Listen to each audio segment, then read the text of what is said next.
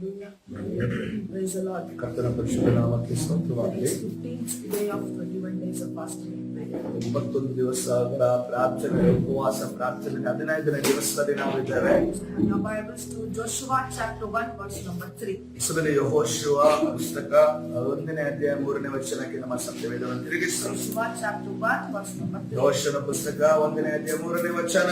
Let's read what God said to Joshua. ದೇವರು ಯೆಹೋಶುವನಿಗೆ ಏನನ್ನ ಹೇಳಿದನು ಅನ್ನೋದನ್ನ ನೋಡಿಕೊಳ್ಳೋಣ. God said to Joshua, every place that the sole of your feet will tread upon, I have given you as I said to Moses. ನಾನು ಮೋಶೆಗೆ ಹೇಳಿದಂತೆ ನೀವು ಕಾಲಿಡುವ ಸ್ಥಳವನ್ನೆಲ್ಲ ನಿಮಗೆ ಕೊಟ್ಟಿದ್ದೇನೆ. Hallelujah. Hallelujah. Believers can be in leadership in many fields.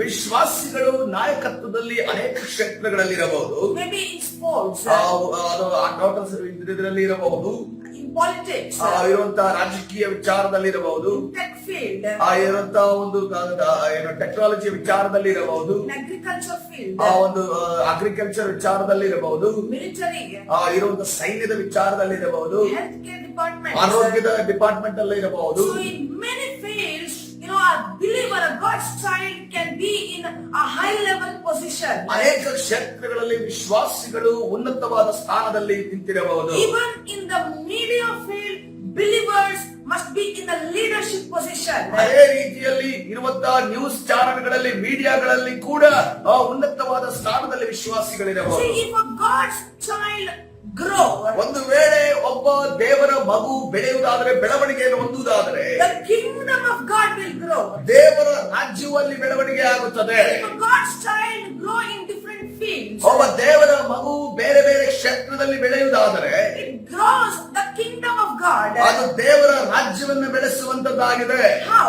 ಹೇಗೆ? See, where there are God's people, ಎಲ್ಲಿ ದೇವ ಜನರು ಇರುತ್ತಾರೋ they exhibit God's value in the society. ಆ ಒಂದು ಸಮಾಜದಲ್ಲಿ, ಅವರ ಸುತ್ತಲಿರುವಂತಹ ಪರಿಸರದಲ್ಲಿ ಅವರು ದೇವರ ತತ್ವಗಳನ್ನ ಸ್ಥಾಪಿಸುವವರಾಗಿದ್ದಾರೆ. When God's values comes in, ಯಾವಾಗ ದೇವರ ಒಂದು ವಿಚಾರಗಳು, ತತ್ವಗಳು ಇಳಿದು ಬರ್ತದೋ, it changes the atmosphere on this earth.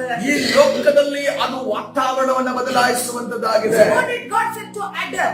ದೇವರು ಆದಾಮನಿಗೆ ಏನನ್ನು ಹೇಳಿದನು? God commanded Adam, you should be fruitful, multiply and increase. ದೇವರು ಆದಾಮನಿಗೆ ಈ ರೀತಿಯಲ್ಲಿ ಆಜ್ಞೆಯನ್ನು ಕೊಟ್ಟಿದ್ದರೆ, ನೀವು ಬಹು ಸಂತಾನವುಳ್ಳವರಾಗಿ ಹೆಚ್ಚಿರಿ, ಭೂಮಿಯಲ್ಲಿ ತುಂಬಿಕೊಂಡು ಅದನ್ನು ವಶ ಮಾಡಿಕೊಳ್ಳಿರಿ ಎಂದು ಹೇಳಿದನು. God said have dominion. ಆ ದೇವರ ಈ ರೀತಿಯಲ್ಲಿ ನೀವು ವಶ ಮಾಡಿಕೊಳ್ಳಿರಿ ಎಂದು ಹೇಳಿದನು. What is the meaning? ಅದರ ಅರ್ಥ ಏನು? You must be in greater leadership position. ನೀವು ಈ ಲೋಕದಲ್ಲಿ ಕೂಡ ಒಂದು ಉನ್ನತವಾದ ನಾಯಕತ್ವದ ಒಂದು ಸ್ಥಾನದಲ್ಲಿರಬೇಕು. When you have getting a good education, ನಿಮಗೆ ಒಳ್ಳೆ ವಿದ್ಯಾಭ್ಯಾಸ ಸಿಗುವಾಗ take and use of all the opportunities that God has given you. ದೇವರು ನಿಮಗೆ ಕೊಟ್ಟಂತ ಅವಕಾಶ, ಎಲ್ಲ ಅವಕಾಶಗಳನ್ನು ಉಪಯೋಗಿಸಿಕೊಳ್ಳಿರಿ. Taking territory doesn't require a sword or a gun.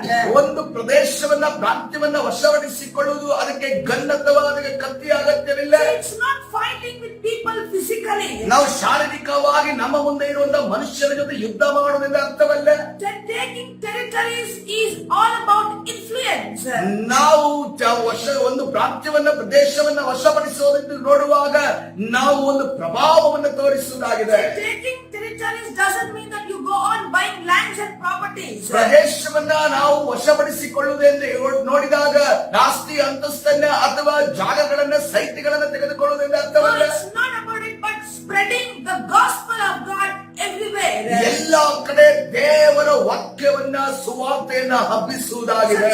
We should exhibit godly values. ನಾವು ದೇವರ ತತ್ವಗಳನ್ನ ಹಬ್ಬಿಸುವಂತವರಾಗಿರಬೇಕು. Example, ಉದಾಹರಣೆ ನೋಡುವಾಗ how can exhibit godly values? ನೀವು ದೇವರ ತತ್ವಗಳನ್ನು ಯಾವ ರೀತಿಯಲ್ಲಿ ಬೇರೆಯವರಿಗೆ ಹರಡಬಹುದು, ಹಬ್ಬಿಸಬಹುದು. For example, you are in a bank for some transaction. ಉದಾಹರಣೆಯಾಗಿ ನೀವು ಒಂದು ಬ್ಯಾಂಕಿನಲ್ಲಿ ಇರುತ್ತೀರಿ, ಆವಾಗ ಯಾವುದೋ ಒಂದು ವ್ಯವಹಾರವನ್ನು ಮಾಡ್ಲಿಕ್ಕೆ ಹೋಗಿರ್ತೀರಿ. Maybe you would find a person who is illiterate, who is helpless and who is unable to fill up a challan.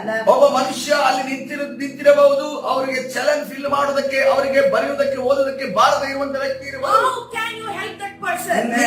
ನೀವು ಆ ವ್ಯಕ್ತಿಗೆ ಯಾವ ರೀತಿಯಲ್ಲಿ ಸಹಾಯ ಮಾಡಬಹುದು? Help them in filling up the challan. ಆ ಚಲನ್ ಅನ್ನ ನೀವು ಫಿಲ್ ಕೊಡುವುದರ ಮುಖಾಂತರವಾಗಿ ಅವರಿಗೆ ಸಹಾಯ ಮಾಡಬಹುದು. That is how you can exhibit godly values. ಆದರೆ ಆ ರೀತಿಯ ಮುಖಾಂತರವಾಗಿ ದೇವರ ತತ್ವಗಳನ್ನ ಅವರಿಗೆ ಹಬ್ಬುವಂತೆ ಅವರಿಗೆ ತಿಳಿಯುವಂತೆ Maybe ಮಾಡಬಹುದು. you are at some college for some work. ಯಾವುದೋ ಕೆಲಸಕ್ಕಾಗಿ ನೀವು ಕಾಲೇಜಿಗೆ ಹೋಗಿರಬಹುದು. Maybe some parent is unable to fill up the form. ಯಾರೋ ಅಲ್ಲಿ ಒಬ್ಬ ವಿದ್ಯಾರ್ಥಿಯ ಒಂದು ತಂದೆ ತಾಯಿ ಅವರಿಗೆ ಫಾರ್ಮ್ ಅನ್ನು ಫಿಲ್ ಮಾಡೋದಕ್ಕೆ ಗೊತ್ತಿಲ್ಲದೆ ಇರಬಹುದು. You can help them out. ನೀವು ಅವರಿಗೆ ಸಹಾಯ ಮಾಡಬಹುದು. Wherever you go. ನೀವು ಎಲ್ಲೇ ಹೋದರೂ Maybe ಕೂಡ you're at a shopping mall. ನೀವು ಒಂದು ಶಾಪಿಂಗ್ ಮಾಲ್ಗೆ ಹೋಗಬಹುದು. Maybe you're at the bill counter. ನೀವು ಬಿಲ್ ಕೌಂಟರ್ ಅಲ್ಲಿ ಇರಬಹುದು. You know, someone behind you, they might ask you, sir, I'm in some urgency. Can I pay the bill first? ನಿಮ್ಮ ಹಿಂದೆ ಇರುವವರು ನಿಮ್ಮ ಬಳಿ ಕೇಳಬಹುದು, ನಾನು ಬಹಳ ಅರ್ಜೆಂಟ್ ಇದ್ದೇನೆ, ಎಮರ್ಜೆನ್ಸಿ ಕೆಲಸ ಇದೆ, ಅದಕ್ಕೋಸ್ಕರವಾಗಿ ನಾನು ನಿಮ್ಮ ಮುಂದೆ ಹೋಗಿ ಬಿಲ್ ಅನ್ನ ಪೇ ಮಾಡಬಹುದು ಅಂತ ಕೇಳಬಹುದು. What is your response? ನಿಮ್ಮ ಒಂದು ಪ್ರತಿಕ್ರಿಯೆ ಯಾವ ರೀತಿ ಇರುತ್ತದೆ? You have got some time.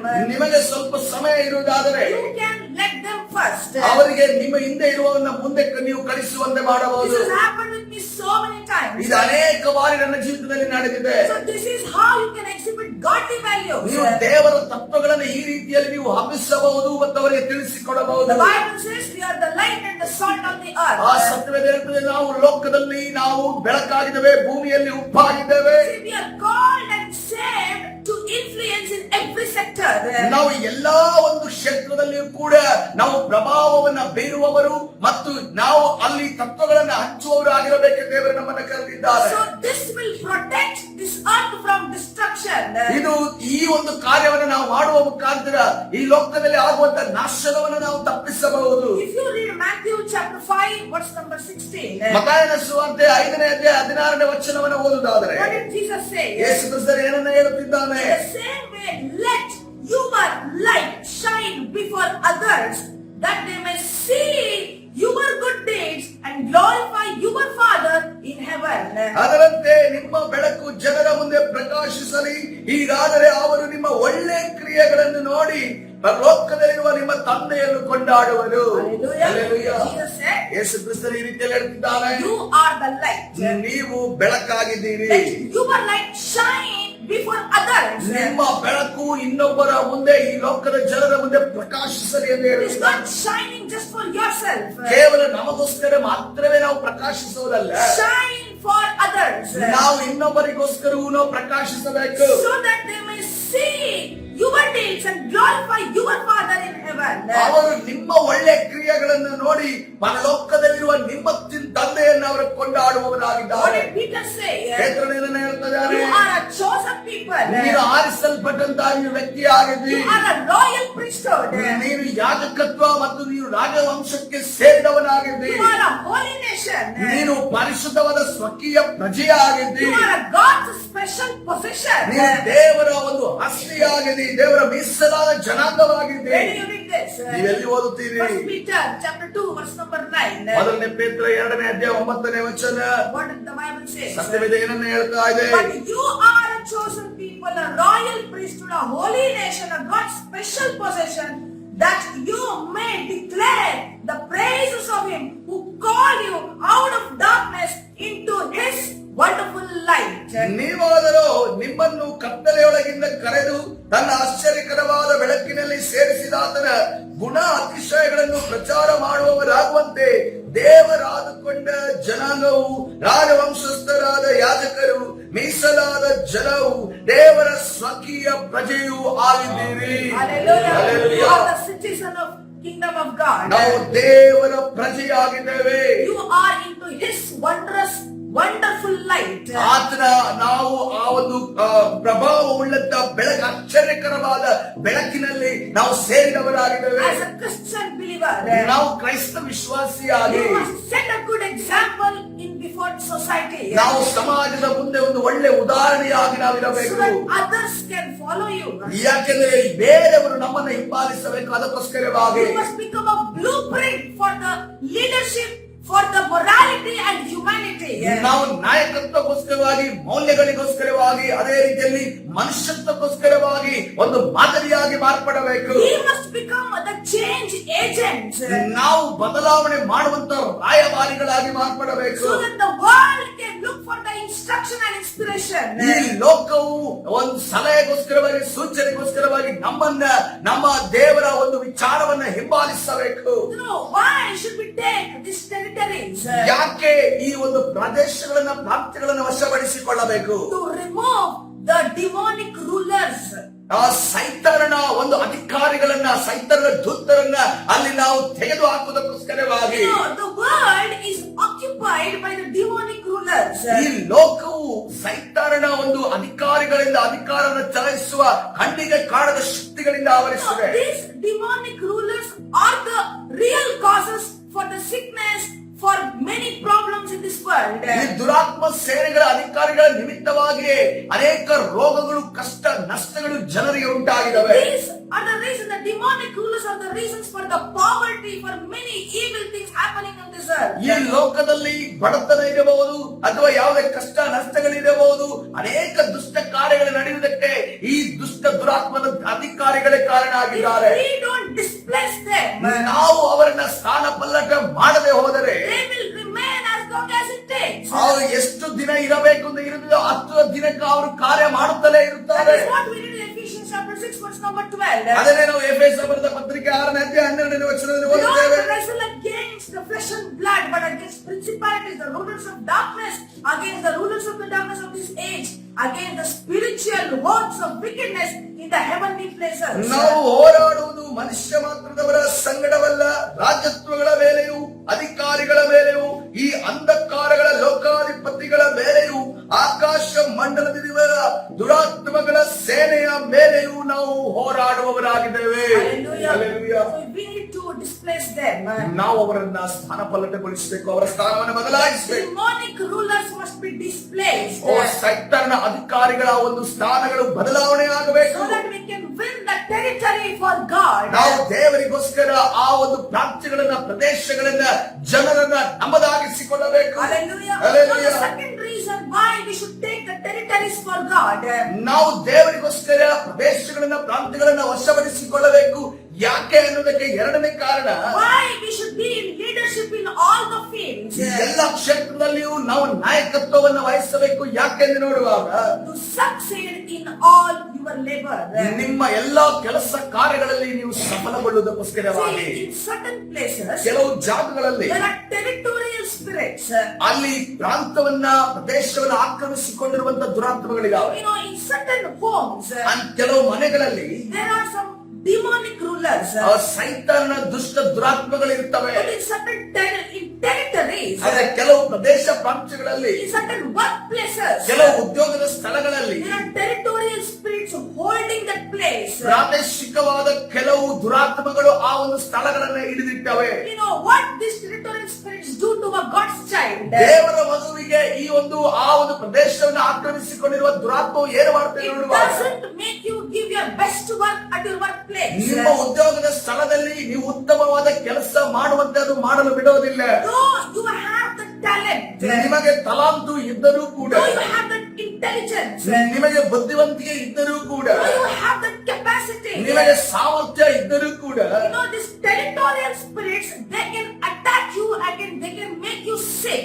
ಕೆಲವು ಪ್ರದೇಶಗಳಲ್ಲಿ ನಿಮ್ಮನ್ನ ಈ ಒಂದು ಆಳುತ್ತಿರುವ ದುರಾತ್ಮಗಳು ನಿಮ್ಮನ್ನ ಅದು ಆಕ್ರಮಣ ಮಾಡುತ್ತವೆ, ನೀವು ರೋಗಗ್ರಸ್ತರಾಗಿರುವಂತೆ ಮಾಡುತ್ತವೆ. So that you cannot give your best work. ಆಗ ನೀವು ಉತ್ತಮವಾದ ಕೆಲಸವನ್ನ ನಿಮ್ಮ ಕಂಪನಿಗಳಲ್ಲಿ ಮಾಡುವುದಕ್ಕೆ ನಿಮಗೆ If you ಸಾಧ್ಯವಾಗುವುದಿಲ್ಲ. want to succeed in all your labor, ನಿಮ್ಮ ಎಲ್ಲಾ ಕೆಲಸ ಕಾರ್ಯಗಳಲ್ಲಿ ನೀವು ಯಶಸ್ವಿಗೊಳ್ಳಬೇಕಾದರೆ you need to remove these territorial spirits from such places. ಈ ಪ್ರದೇಶದಲ್ಲಿ ಆಳುತ್ತಿರುವಂತಹ ಆ ಸೈತಾನನ ದುರಾತ್ಮ ಶಕ್ತಿಗಳ ಸ್ಥಾನಗಳನ್ನು ನೀವು ತೆಗೆದು You need ಹಾಕಬೇಕಾಗಿದೆ. to win the territory for kingdom of God. ದೇವರ ರಾಜ್ಯಕ್ಕೋಸ್ಕರವಾಗಿ ಆ ಪ್ರದೇಶಗಳನ್ನು ನೀವು ಜಯಿಸಿ ನಿಲ್ಲಬೇಕಾಗಿದೆ. That will bring promotion in your workplace. ಅದು ನಿಮಗೆ ಒಂದು ಉದ್ಯೋಗದ ಸ್ಥಳದಲ್ಲಿ ನಿಮಗೆ ಬಡ್ತಿಯನ್ನು ತಂದು ಕೊಡುತ್ತದೆ. You become a leader at your workplace. ನಿಮ್ಮ ಒಂದು ಕೆಲಸದ ಜಾಗದಲ್ಲಿ ನೀವು ನಾಯಕರಾಗಿ ನಿಲ್ಲುತ್ತೀರಿ. When you become a leader, ಯಾವಾಗ ನೀವು ನಾಯಕರಾಗುತ್ತೀರೋ you can exhibit godly values in that place. ಆ ಒಂದು ಸ್ಥಳದಲ್ಲಿ, ಅಲ್ಲಿರುವಂತಹ ಪರಿಸರದಲ್ಲಿ ದೇವರ ತತ್ವಗಳನ್ನು ನೀವು ಜಾರಿಗೆ You ತರಬಹುದು. can win that place for the kingdom of God. ದೇವರ ರಾಜ್ಯಕ್ಕೋಸ್ಕರವಾಗಿ ಆ ಸ್ಥಳವನ್ನು ನೀವು ಜಯಿಸಿ ನಿಲ್ಲಬಹುದು. This is what God said to Joshua. ಇದನ್ನೇ ಯೋಶುವನಿಗೆ ದೇವರು ಈ ರೀತಿಯಲ್ಲಿ ಹೇಳುತ್ತಿದ್ದಾನೆ. Every place that the sole of your feet goes, I will give it to you. ನೀನು ಕಾಲಿಡುವ ಸ್ಥಳವನ್ನೆಲ್ಲ ನಾನು ನಿಮಗೆ ಕೊಟ್ಟಿದ್ದೇನೆ ಅನ್ನೋದನ್ನ ಯೋಶುವನಿಗೆ ದೇವರು ಹೇಳುತ್ತಾನೆ. Hallelujah. That is why many ministries do not grow because of these territorial spirits. ಸಭೆ ಅನೇಕ ಒಂದು ಸೇವೆಗಳು ಕೂಡ ಈ ಒಂದು ಪ್ರದೇಶದಲ್ಲಿ ಆಡುತ್ತಿರುವ ದುರಾತ್ಮಗಳ ನಿಮಿತ್ತವಾಗಿ ಅನೇಕ ಸೇವೆಗಳು ಬೆಳೆಯುತ್ತಿಲ್ಲ. Church, the ministry of God must grow. ದೇವರ ಸೇವೆ ಅದು ಬೆಳೆಯುವಂತ ಕಾರ್ಯವಾಗಿದೆ, ಬೆಳೆಯಬೇಕಾಗಿದೆ. Our church must grow. ನಮ್ಮ ಸಭೆ ಬೆಳೆಯಬೇಕಾಗಿದೆ. All the churches in India, all over the world, the church of God must grow. ಈ ಲೋಕದಲ್ಲಿರುವಂತಹ ಈ ಭಾರತ ದೇಶದಲ್ಲಿರುವಂತಹ ಎಲ್ಲಾ ಸಭೆಗಳು ಕೂಡ ಬೆಳವಣಿಗೆ ಆಗಬೇಕು. Hallelujah. Hallelujah. Wherever we go, ನಾವು ಎಲ್ಲೇ ಹೋದರೂ let ಕೂಡ us win the place for kingdom of God. ದೇವರ ರಾಜ್ಯಕ್ಕೋಸ್ಕರವಾಗಿ ಆ ಸ್ಥಳಗಳನ್ನ ಪ್ರದೇಶಗಳನ್ನ ನಾವು ಜಯಿಸುವವರಾಗೋಣ. Let us give it to God. ದೇವರಿಗೆ ಆ ಪ್ರದೇಶಗಳನ್ನು ನಾವು ಕೈಗೆ ಒಪ್ಪಿಸೋಣ. So how can we do this? ನಾವು ಇದನ್ನು ಹೇಗೆ ಮಾಡುತ್ತೇವೆ? Become a leader in all your places. ಎಲ್ಲಾ ನಿಮ್ಮ ಸ್ಥಳಗಳಲ್ಲಿ ನೀವು ನಾಯಕತ್ವವನ್ನು ನೀವು ವಹಿಸಬೇಕು. Hallelujah. Hallelujah. Praise the Lord. ಕರ್ತನ ಪರಿಶುದ್ಧ ನಾಮಕ್ಕೆ Tomorrow we are ಸ್ತೋತ್ರವಾಗಲಿ. going to learn how to win the territories for God. ನಾಳೆ ದಿವಸ ನಾವು ಯಾವ ರೀತಿಯಲ್ಲಿ ಆ ಒಂದು ಪ್ರದೇಶಗಳನ್ನು ಗೆಲ್ಲುವುದು ಎಂದು ಕಲಿಲಿಕ್ಕೆ ಹೋಗ್ತಾ ಇದ್ದೇವೆ. Hallelujah. Hallelujah. God bless everyone according to this word of God, according to Joshua chapter 1 verse number 3 and 1 Peter chapter 2 verse number 9. ಯೋಶುವನ ಪುಸ್ತಕ 1ನೇ ಅಧ್ಯಾಯ 3ನೇ ವಚನ, ಅದೇ ರೀತಿ 1ನೇ ಪೇತ್ರ 2ನೇ ಅಧ್ಯಾಯ 9ನೇ ವಚನದ ಪ್ರಕಾರವಾಗಿ ದೇವರು ನಿಮ್ಮನ್ನೆಲ್ಲರನ್ನ ಆಶೀರ್ವದಿಸಲಿ. ಸನ್ನಿಧಾನದಲ್ಲಿ ಸಮಯದಲ್ಲಿ ಪ್ರಾರ್ಥನೆ ಮಾಡಿಕೊಳ್ಳೋಣ. ನಮ್ಮ ಮುಂದೆ ಇರುವಂತಹ ಎಲ್ಲ ಪ್ರದೇಶಗಳನ್ನ ನಾವು ಜಯಿಸುವವರಾಗಿರಬೇಕು, ದೇವರ ತತ್ವಗಳಲ್ಲಿ ಸ್ಥಾಪಿಸುವವರಾಗಿರಬೇಕು ಎಂದು ಇವತ್ತಿನ ದಿವಸ ವಾಕ್ಯ ಕೇಳಿದ ವಾಕ್ಯಗಳು ನಮ್ಮಲ್ಲಿ ನೆಲೆಗೊಳ್ಳುವ ಹಾಗೆ ಕರ್ತರು ಎಲ್ಲವನ್ನ ಸಾಧ್ಯಗೊಳಿಸುವಾಗ ಪ್ರಾರ್ಥನೆ ಮಾಡೋಣ. ಪರಿಶುದ್ಧನಾದ ದೇವರ ನಿನ್ನ ನಾಮಕ್ಕೆ ಸ್ತೋತ್ರವಾಗಲಿ. ಹೌದು ಕರ್ತನೇ ರಾಜ, ನಾವು ಕಾಲಿಟ್ಟ ಜಾಗವನ್ನ ನೀನು ನಮಗೆ ದಯಪಾಲಿಸುವುದಕ್ಕಾಗಿ ಸ್ತೋತ್ರ. ಅದು ನಮ್ಮ ಉದ್ಯೋಗದ ಸ್ಥಳವಾಗಿರಬಹುದು ಕರ್ತನೆ, ನಾವು ಹೋಗುವಂತ ಕರ್ತನೆ ರಾಜ ಯಾವುದೇ ಅಧಿಕಾರಿಗಳ ಸ್ಥಳ ಆಗಿರಬಹುದು ಕರ್ತನೆ, ಸರ್ಕಾರಿ ಜಾಗಗಳಾಗಿರಬಹುದು ಕರ್ತನೆ ರಾಜ. ಪರಿಶುದ್ಧನಾದ ದೇವರೇ, ನಾವು ಯಾವ್ದಾದ್ರು ಕೆಲಸಗಳಿಗೆ ಹೋಗುವಂತ ಸಂದರ್ಭದಲ್ಲಿ ಕರ್ತನೆ ಅಲ್ಲಿರುವಂತಹ ಅಧಿಕಾರಿಗಳನ್ನ, ಅಲ್ಲಿರುವಂತಹ ಎಲ್ಲ ವ್ಯಕ್ತಿಗಳನ್ನ ಕರ್ತನೆ ನಿನ್ನ ಕರಗಳು ಅವರನ್ನ ನಡೆಸುವುದಕ್ಕಾಗಿ ಸ್ತೋತ್ರ. ಅವರ ಸತ್ಯ ನ್ಯಾಯ ಧರ್ಮದಲ್ಲಿ ನಡೆದುಕೊಳ್ಳುವ ಹಾಗೆ ಕರ್ತನೆ ರಾಜ, ಅಲ್ಲಿ ಸತ್ಯ ನ್ಯಾಯ ಧರ್ಮವು ಸ್ಥಾಪಿಸಲ್ಪಡುವ ಕಾರ್ಯ ಮಾಡು ಯೇಸಪ್ಪ. ಹೌದು ಕರ್ತನೆ, ದುಷ್ಟತನಗಳ ಕಡೆಗೆ ಕರ್ತನೆ ಹೋಗುವಂತ ಲೋಕದಲ್ಲಿ ನಾವು ಜೀವಿಸ್ತಾ ಇದ್ದೇವೆ. ಆದ್ರೆ ಅದರ ಮಧ್ಯದಲ್ಲಿ ಸ್ವಾಮಿ ನಾವು ನೀತಿವಂತರಾಗಿಯೂ ನಂಬಿಗಸ್ತರಾಗಿಯೂ ಕರ್ತನೆ ನಿನ್ನ ಮಕ್ಕಳಾಗಿ ಜೀವಿಸುವಾಗ ಸಹಾಯ ಮಾಡು ಯೇಸಪ್ಪ. ಆ ಸೈತಾನನು ಯಾವ ಯಾವ ವ್ಯಕ್ತಿಗಳನ್ನು ಆಳುತ್ತಿದ್ದಾನೋ ಆ ಎಲ್ಲ ಪ್ರದೇಶಗಳಲ್ಲಿ ಆಳುತ್ತಿರುವ ದುರಾತ್ಮನ ಕಾರ್ಯಗಳನ್ನು ವಶಪಡಿಸಿಕೊಳ್ಳುವ ಹಾಗೆ ನಮಗೆ ಸಹಾಯದಸ್ತವನ್ನ ಚಾಚು ಈಗಲೇ ಸ್ವಾಮಿ. ಕರ್ತನೆ ನಿನ್ನ ಮಕ್ಕಳು ಯಾವ ಯಾವ ಸ್ಥಳಕ್ಕೆ ಹೋಗಿ ಸೋಲನ್ನು ಕಂಡಿದ್ದಾರೋ ಕರ್ತನೆ, ಕಷ್ಟಗಳನ್ನು ಅನುಭವಿಸಿದ್ದಾರೋ, ಒಂದು ಸೈನಿಗೋಸ್ಕರ ಕಷ್ಟಪಡುತ್ತಿದ್ದಾರೋ ಆ ಎಲ್ಲ ಪ್ರದೇಶಗಳಲ್ಲಿ ಆಳುತ್ತಿರುವ ದುರಾತ್ಮನ ಸೇನೆಗಳನ್ನ ಕರ್ತನೆ, ಆಳುತ್ತಿರುವಂತಹ ದುರಾತ್ಮ ಅಧಿಕಾರಿಗಳನ್ನ ನಜರೇತಿನ ಯೇಸುವಿನ ನಾಮದಲ್ಲಿ ಬಂಧಿಸಿ ಮುರಿದಾಟ ಈಗಲೇ ನಿನ್ನ ಬಿಡುಗಡೆ ಉಂಟು ಮಾಡುವುದಕ್ಕಾಗಿ ಸಹೋದರ ಕರ್ತನೆ, ಎಲ್ಲ ಕರ್ತನೆ ಅಡ್ಡೆ ತಡೆ ಆಗಿರುವಂತಹ ಎಲ್ಲ ಕೆಲಸಗಳು ಕರ್ತನೆ ರಿಲೀಸ್ ಆಗುವುದಕ್ಕಾಗಿ ಸಹೋದರ ಕರ್ತನೆ, ಮುಕ್ತಾಯಗೊಳ್ಳುವುದಕ್ಕಾಗಿ ಸಹೋದರ ಆಶೀರ್ವದಿಸು, ಬಲಪಡಿಸು. ಕರ್ತನಾದ ಯೇಸು ಸ್ವಾಮಿ ಹೆಸರಲ್ಲಿ ಪ್ರಾರ್ಥಿಸಿಕೊಳ್ಳುವ ಜೀವವುಳ್ಳ ತಂದೆಯೇ.